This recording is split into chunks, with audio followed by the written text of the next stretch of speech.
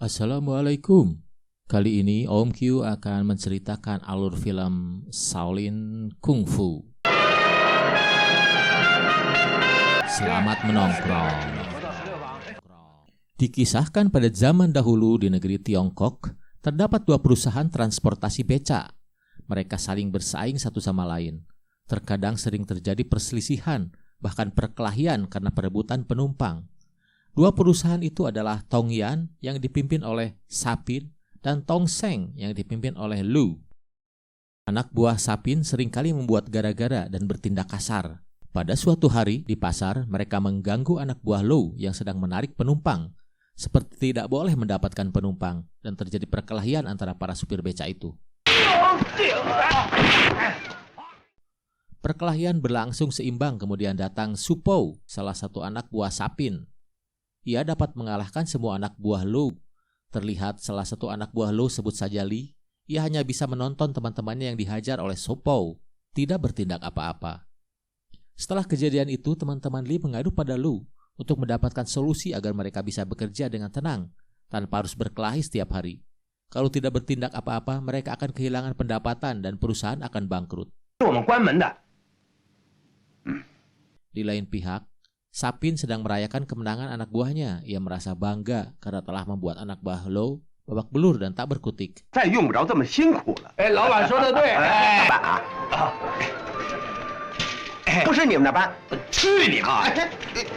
Suatu hari, persaingan dan perebutan penumpang terjadi kembali. Untungnya, kali ini penumpang yang seorang wanita memilih becak Li. Sebut saja Lin, ia adalah karyawan di sebuah restoran yang memiliki paras cantik yang membuat sebagian pengunjung tergila-gila padanya. Salah satunya sebut aja Ayung, anak Pak Kumis, orang terkaya di kota itu. Lin meminta Li untuk mengantar jemput ia setiap hari, dan Lin membayar Li upah untuk 1 bulan ke depan, yang jumlahnya cukup besar. Tentu saja Li sangat senang mendapatkan tawaran itu.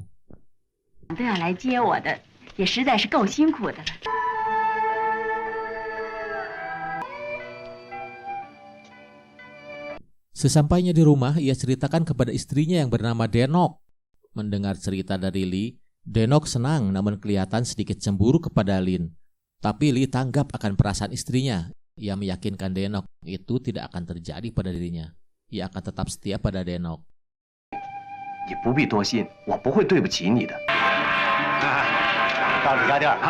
Persaingan di antara supir becak terjadi lagi. Kali ini teman Li yang sudah sepuh berhadapan dengan Su Po.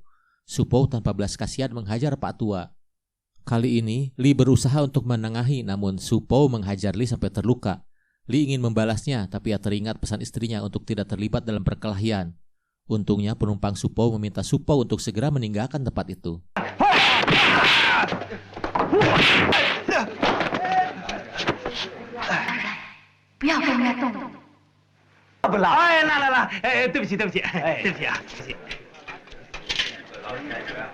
Perselisihan yang terus terjadi di antara mereka membuat Lu memberanikan diri mendatangi Sapin karena Lu pikir hanya Sapinlah yang bisa menghentikan sikap arogan anak buahnya.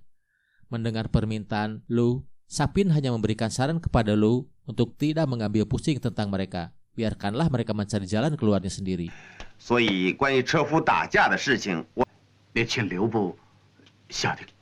Kembali ke Li.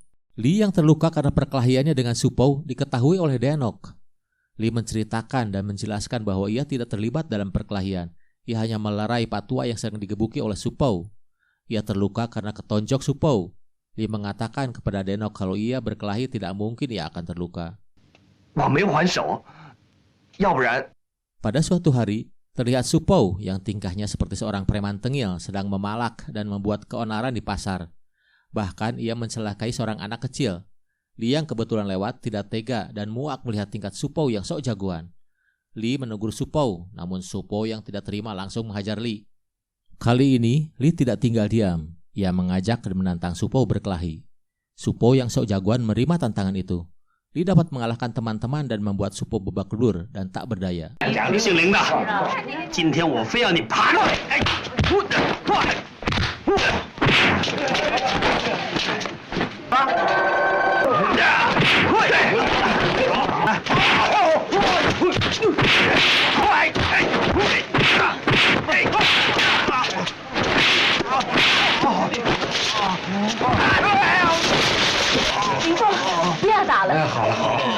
Teman-teman Lee merayakan kemenangan itu. Mereka berharap kali ini mereka bisa bekerja dengan tenang.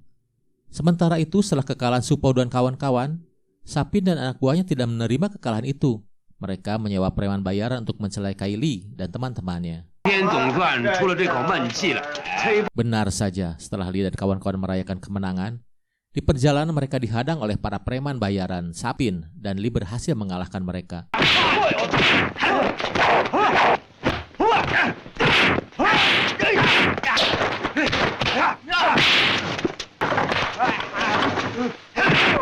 Sampainya di rumah, Denok mengetahui kalau suaminya telah berkelahi lagi. Ia kecewa karena Lee sudah tidak menepati janjinya. Denok tidak mau kalau suaminya bernasib sama dengan ayahnya yang meninggal karena dibunuh musuhnya. Denok meminta Lee untuk beralih profesi saja, jangan lagi menjadi supir beca. Tapi Lee menganggap supir beca sudah menjadi pilihannya karena menyadari ia tidak akan bisa menjadi supir kapal, apalagi menjadi pilot, sekolahnya aja mahal. Dan ia berprinsip, apapun pekerjaannya yang penting halalan tojiban, amin. 别的生意我不懂，认识的字也不。阿福，原来就为这么点小事。 Karena kegagalan preman bayaran untuk mencelakai Lee, Sapin mendatangi Ayung. Ayung pun bersedia untuk bekerja sama. Ayung menganggap Lee adalah musuhnya karena Lee telah merebut Lin darinya. Singkat cerita, Ayung dan anak buahnya mencari keberadaan Lee. Lu dan anak buahnya pura-pura tidak tahu dan tidak memberitahukan keberadaan Lee kepada mereka. 林峰已经回去了啊？在哪儿？他啊？ Pada akhirnya pencariannya itu sampai ke rumah Lee.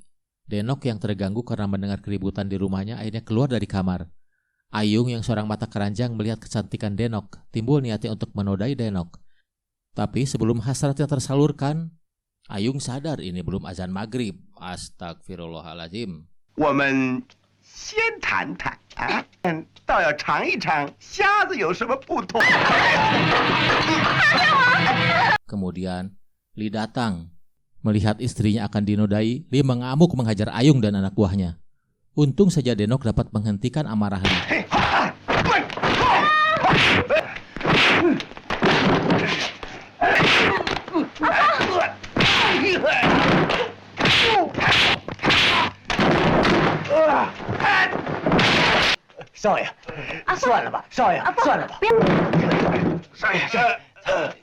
Sin berpindah ke kediaman Ayung dan Pak Kumis.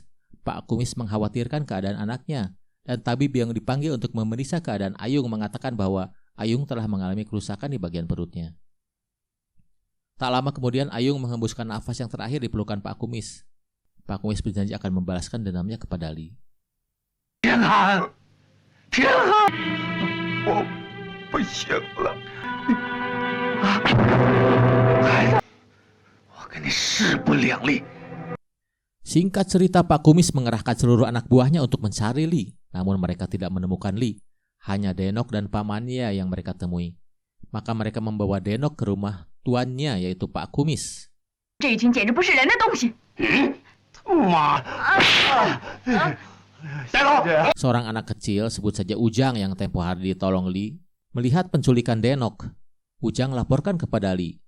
Mendengar Denok diculik, Lee segera pulang ke rumah dan mendapat info dari pamannya bahwa Denok dibawa ke rumah Pak Kumis. 卓超派来的那个坏人给罗走。你看姓林的那个小子会不会来？ Sampainya di sana, Lee menanyakan alasan Pak Kumis menculik Denok. Kata Pak Kumis, kamu nanya, kamu bertanya-tanya. 你胆大包天，居然敢把我们少爷打死！纵然死了，也是罪有应得。为什么他要？ Dengan kesal, Pak Kumis mengatakan Ayung anak satu-satunya telah meninggal setelah berkelahi dengan Lee. Lee kaget mendengar berita itu. Ia tidak menyangka Ayung meninggal karena perbuatannya. Namun ia mengatakan Ayung pantas untuk mendapatkannya karena ia hendak memperkosa Denok. Setelah itu Lee meminta Pak Kumis untuk membebaskan Denok. Ia bersedia untuk dipenjara. Pak Kumis menyetujui, lalu meminta anak buahnya untuk mengikat Lee. 先得把你绑起来，才放你的妻。来吧，姓楚的，你现在可以实践诺言。老总管，把他带出来。 Setelah itu Lee dipertemukan dengan Denok. Ternyata Pak Kumis mengingkari janji untuk membebaskan Denok. Ia menyuruh para anak buahnya untuk memukuli Lee dan hendak menodai Denok.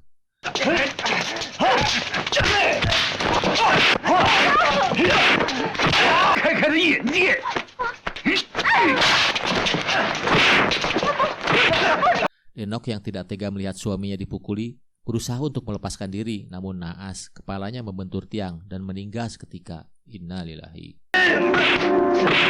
老爷，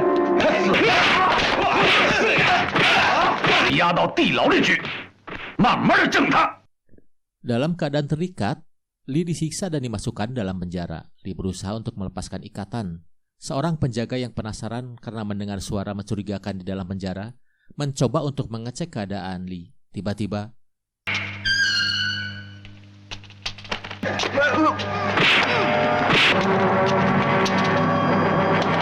Lee berhasil kabur dari penjara. Ia terlihat kelelahan. Untungnya ia bisa ditemukan oleh sang paman beserta Lin dan Ujang. Lantas mereka membawanya ke sebuah gubuk sekaligus mendapatkan perawatan.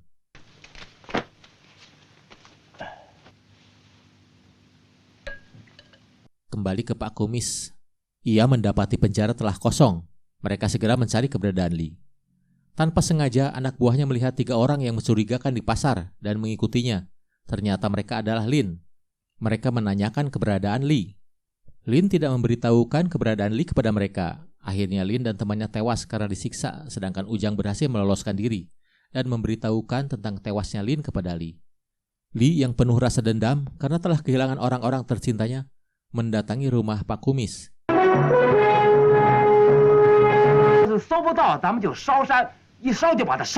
Lee menghadapi Pak Kumis dan anak buahnya. Pak Kumis yang mulai terdesak mencoba untuk menculik Ujang dan melarikannya ke sebuah danau.